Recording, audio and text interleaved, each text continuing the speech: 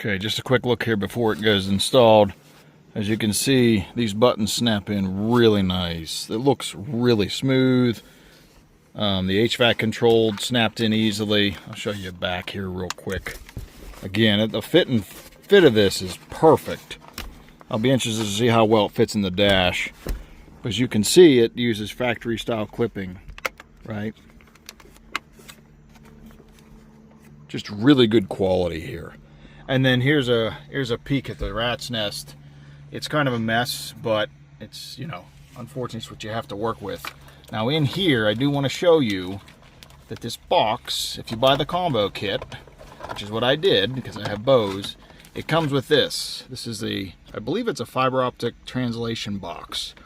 And what it does is it translates the signals for the OEM interface to the speaker controls.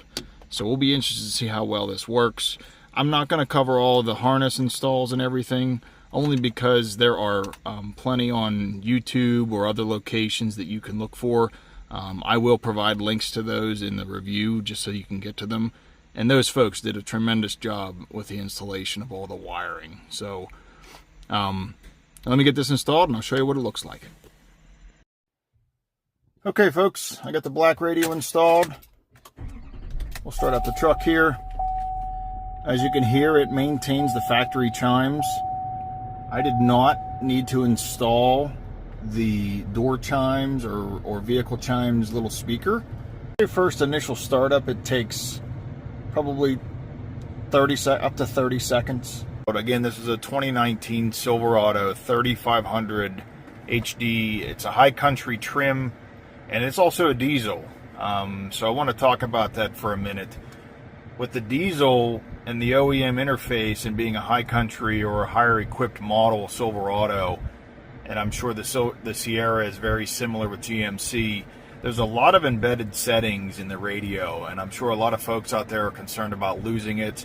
I'm here to tell you this radio has all those features built in. You just need to find them in the car settings. So let's look at that for a second here. So if we go into car settings, you know, you've got, if this thing can stay focused, you've got controls or AC settings. You can adjust, you know, remote heat seaters or for blowing seats for AC. The verbiage and the labeling is a little different, but there's a lot of factory settings here that I was concerned I was going to lose, and it's still here, right? So you've got elevated idle for those that have a diesel, you know, for in the winter time when it's cold. The elevated idle, hey, look, you know what, when it's cold, your remote start, it warms up, and the idle, it increases to warm your truck up faster. And then, you know, when you remote start, you know, whether you've got air conditioned seats or heat seats, it's all here. It's all built into these menus, which is really nice. And again, I was really concerned I was going to lose some of those features, you know, going to aftermarket, and it's always concern. But I'm here to tell you those concerns are not there anymore. I'm really excited all these are built in. So just a real quick overview of the interface. This is a theme. It's a free theme. There's plenty of themes here built in. If you go into the themes, you know, they want you to get online, right? But I'm not connected online right now. But you can purchase all kind of themes. If you just look at, these are the built-in free themes. There's, I don't know how many, there's probably 20 or 30 themes that you can pick. The one I have selected right now, I like it a lot because it matches the factory, the bluish hue and tint, or whatever you want to call that. It matches the factory color scheme, and if I was doing this at night, you'd be able to see it. But as you can tell in the background here, you've got the gauges, there's that bluish color, and then back over to the radio. It matches really nice. It just looks really nice. But there's all kind of features, right? I mean, most of these Android radios are the same. What I do like about this one is there's a lot more functionality and flexibility and adjustment with your EQ settings. You can go in here, you've got all these, right, which is pretty standard, but you can do surround sound. You can set it all up based on how far away the speakers are from the people, or, you know, the person's riding, if I can talk here. Bass boost, you can adjust gain. You can do zones, right, which most can. I really like this sub feature. With the Bose, the adjustment on these subwoofers aren't the greatest, but I think this radio does a really good job. You could even adjust the bass filter within the speakers if you want to change the frequencies and whatnot for the internal cabin speakers. Again, a lot of flexibility here, which is really awesome compared to some of these other Android radios. Let me try to go back here. Okay, so this T-Link 5, I think on some of the other radios it's a Z-Link. At the end of the day, it's Apple CarPlay, it's Android Auto. And here's the Android Auto interface utilizing that T-Link app. It is set up in 3 tiles. The top tile is for the map, the lower left is for the weather, and the bottom right is for the music interface. In this case, I'm listening to Pandora. Down in the corner, you've got, you know, your normal microphone for the Google interface, and then you have your apps for Android Auto. This is dependent upon what you have installed on your device. And then across the bottom, you know, your normal Android Auto interfaces. Overall, a really nice interface. I really like this 3-tile setup as opposed to a 2-tile setup. Okay, back to more settings, which are really helpful, and I want to show you guys. If we go into settings again, I think I stopped on reverse previously, and again, you can adjust all these settings in the reverse menu, even to the point of if you want to listen to your music when you're going in reverse or not. Under the voice, you can change your software selection for your recognition. You can change the modes. You can tell it to wake up. Those are some of the built-in apps if you want to pick a different software selection for your voice control. Under personal, you can go to account. Now this is when you would tie your Google account or any of that kind of stuff. You can go to system, and under system it shows you options to upgrade. You can go, like, if I go into system upgrade, for instance, you can do online or local. You can do an update online. An update over the internet. Developer options for anyone who wants to go in and make changes. I don't have the password, but I'm assuming you can find that online with a Google search. If I go to factory, it's also the same thing. There's probably a lot of options in there that, you know, for those that just use a radio on an everyday basis, probably shouldn't get in that menu. I don't have the password either. Under more, these are everything that's built into the Android operating system, right? You can go to About Device. It gives you all that information, the type of hardware, IP address, uptime, build numbers, what the model is.